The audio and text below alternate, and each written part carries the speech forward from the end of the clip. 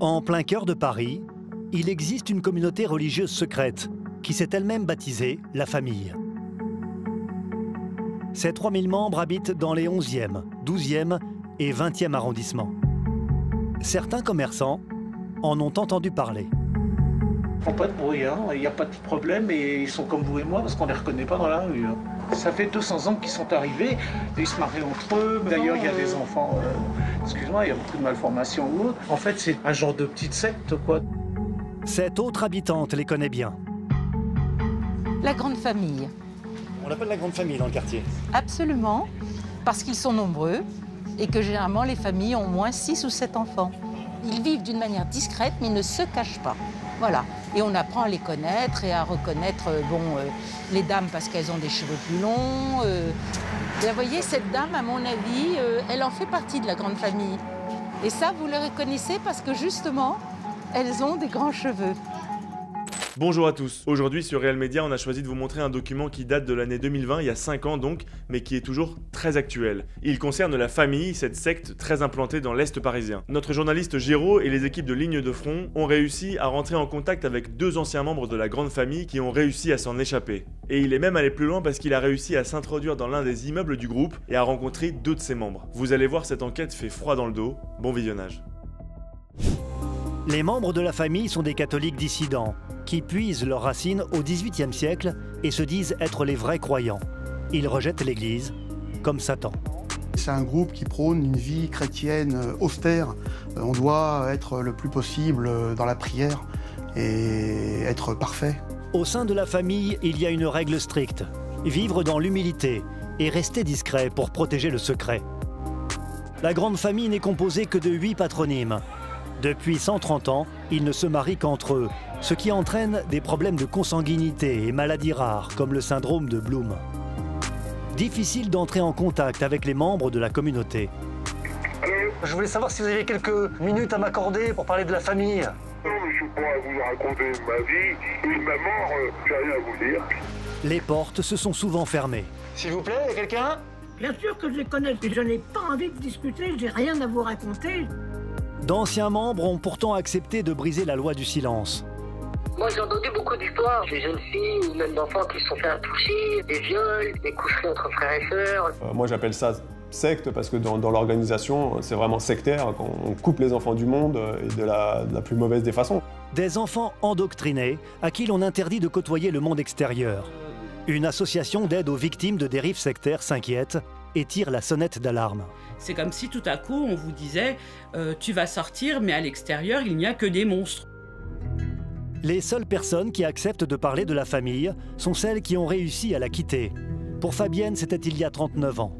Elle y était née, s'y était mariée avec un cousin, c'est la règle dans la famille. C'est pas des mariages arrangés, c'est des mariages de raison, on va dire. C'était mon choix de vouloir me marier pour faire comme tout le monde, pour avoir des enfants, voilà. Dans la famille, les femmes ne travaillent pas. Elles sont là pour procréer. Comme il n'y a pas de contraception, automatiquement, ça fait des enfants.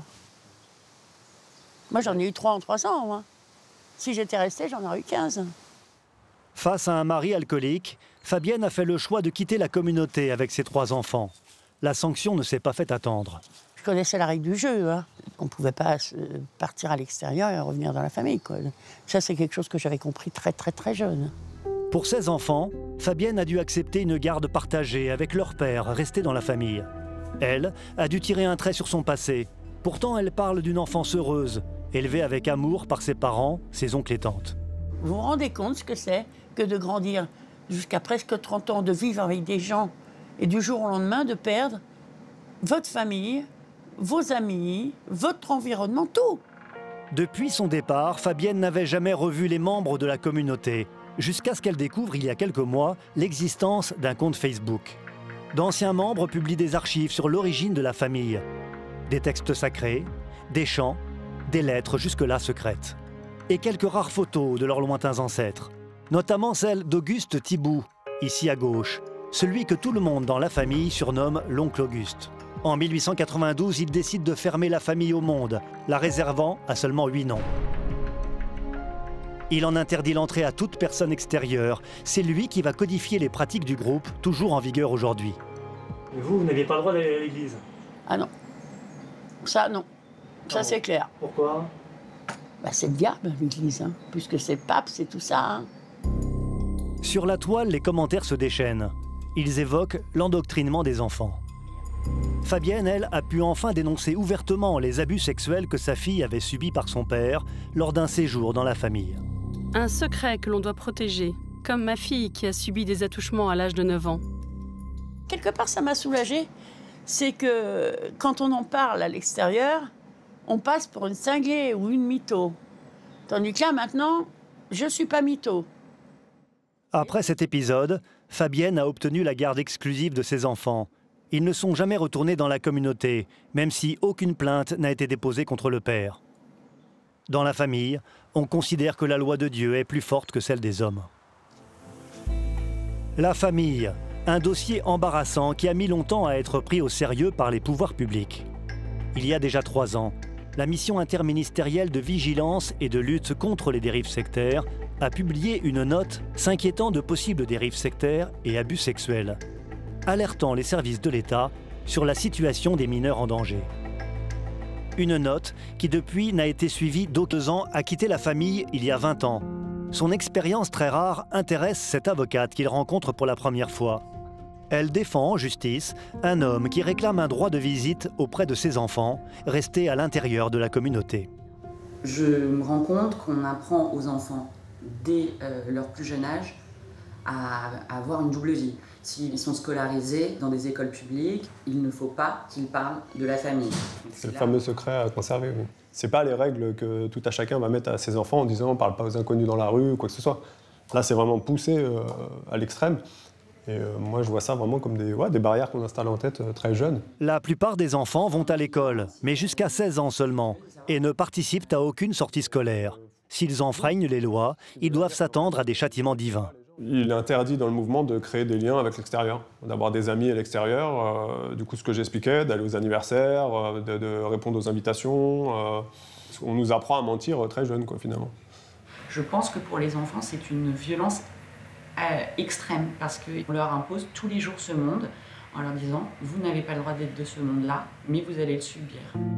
Comme les autres enfants de la famille, Damien a reçu une éducation religieuse présentant une vision apocalyptique de l'avenir. La fin est proche. Gardez vos enfants près de moi. Éloignez-les de ces lieux de perdition. N'écoutez pas les personnes qui peuvent vous mettre dans le doute. Fuyez-les. Des lettres mystiques, des cantiques accusent le monde extérieur de tous les péchés. Tout est mal. Tout ce qu'on fait, le plaisir ou quoi que ce soit. Il y a des cantiques contre la danse. Enfin, tout ce qui est... libido, enfin voilà, sexualité ou quoi que ce soit, c'est totalement proscrit, c'est juste pour faire des enfants.